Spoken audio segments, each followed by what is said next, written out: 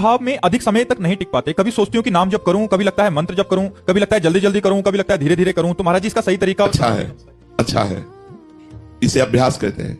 कभी नाम जप करूं, मन नहीं लग रहा, मंत्र जप करो, मन नहीं लग रहा, वाणी पाठ करो, मन नहीं लग रहा, सत्संग सुनो, मन नहीं लग रहा, सो जाओ, पर कोई गलत आचरण मत करो। इसे भगवत अभ्यास कहते हैं। हम थोड़ी देर पूजा करके, थोड़ी देर नाम जप करके, थोड़ी देर पाठ करके, थोड़ी देर सत्संग सुनकर अपने मन को भगवान में लगाते हैं, और जब मन भगवान में लग जाता है तब फिर ये बात नहीं होती।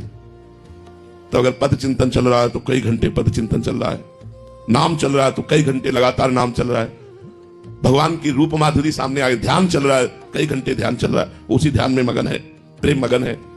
ये जब तक अभ्यास हमारा सिद्ध नहीं हो जाता तब तक एक रस स्थिति नहीं रहती। साधक की एक रस स्थिति नहीं रहती, सिद्ध महापुरुष की एक रस स्थिति रहती है। जो रहे सदा ज्ञान एक रस, तो ईश्वर जीव भेद कहो कस। जो जीवत्व को मिटाकर अपने आत्मस्वरूप भगवान में स्थित हो चुके हैं वो एक रस रहते हैं। और जो देहाभिमानी मन और इंद्रियों के द्वारा विषयों का 5 विषय है जिसमें पूरी सृष्टि के भोग हैं, शब्द स्पर्श रूप रस गंध, जो इन 5 पर आसक्त चित्त होकर के रह रहे हैं, उनकी बात।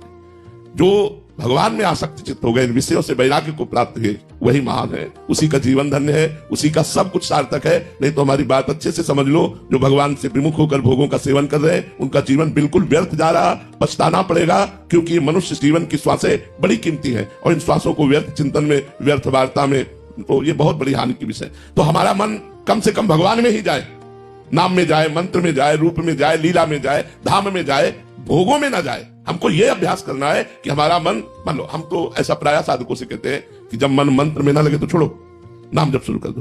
राधा वल्लभ सिंह हरिवंश, राधा वल्लभ सिंह, इसमें भी नहीं लग रहा, छोड़ो, राधा राधा राधा राधा राधा।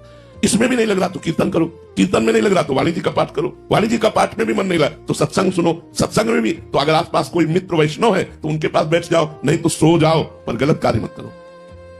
भजन एक रस आगे चलकर होगा, अभी ऐसा अभ्यास करते रहो।